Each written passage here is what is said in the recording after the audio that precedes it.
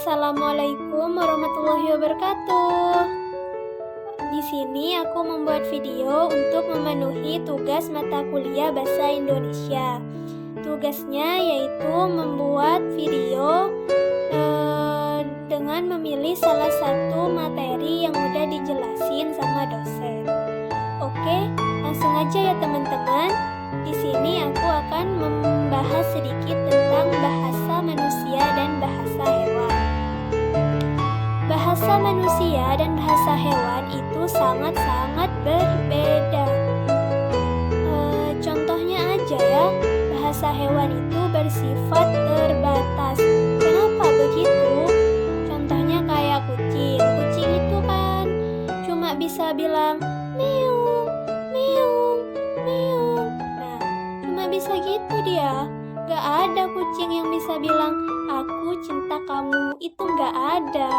Makanya dibilang kalau bahasa hewan itu terbatas.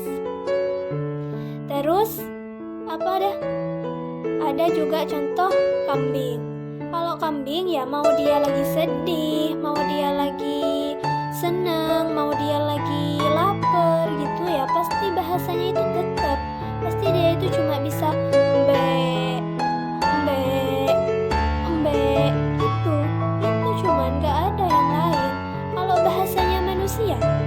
bahasanya manusia itu ya bersifat lebih kompleks, kosakatanya lebih banyak.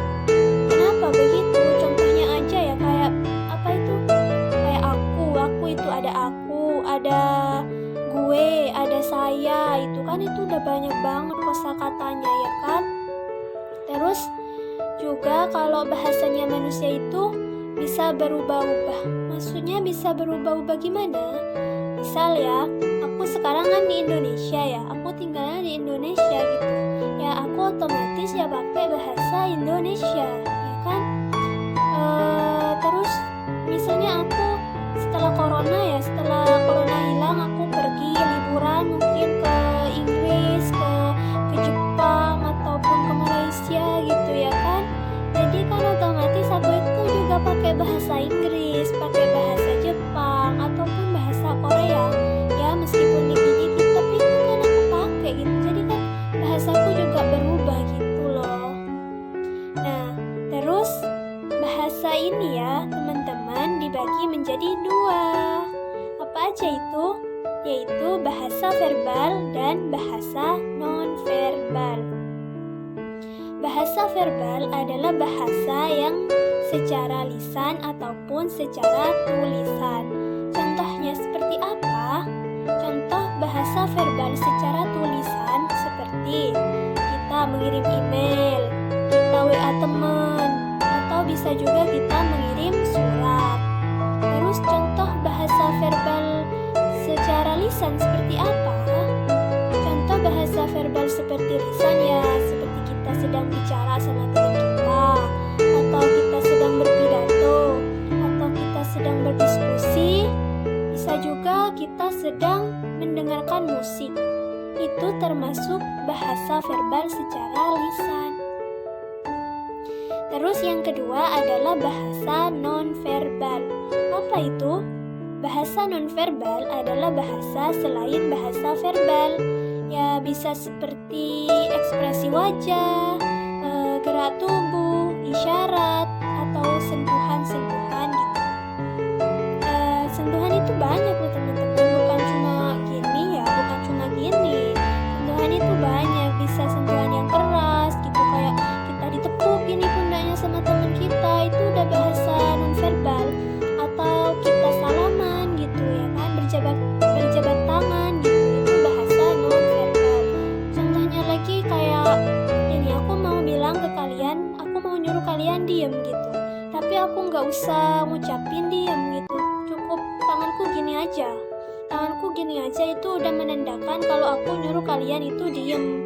Jadi itu termasuk bahasa non-verbal. Terus teman-teman, bahasa verbal dan bahasa non-verbal ini harus seimbang. Kenapa? Ya karena bahasa verbal dan bahasa non-verbal ini harus saling melengkapi.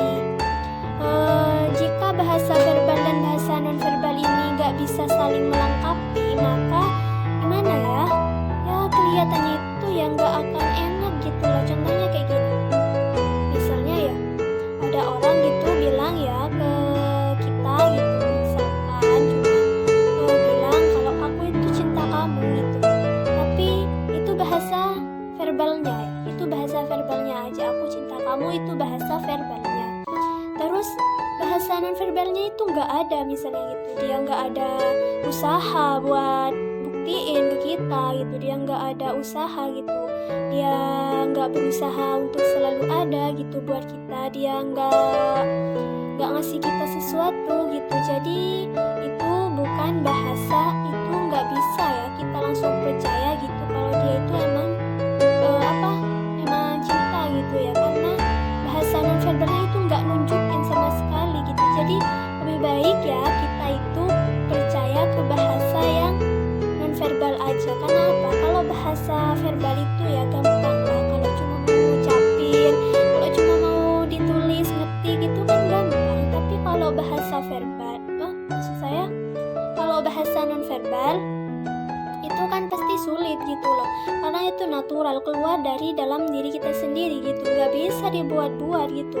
Kalau emang misal kita itu ya nggak suka ketemu sama seseorang gitu ya, ya pasti kita itu akan nunjukin, entah itu dari raut wajah kita ataupun dari gestur tubuh kita gitu ya, pasti kita akan nunjukin kalau kita itu nggak suka sama seseorang itu. Contohnya ya, saat kita ketemu seseorang mungkin kita nggak suka, mungkin ekspresi kita cemberut gitu, atau kita pengen cepet-cepet pulang gitu ya kan. Jadi kita harus cepet-cepet deh.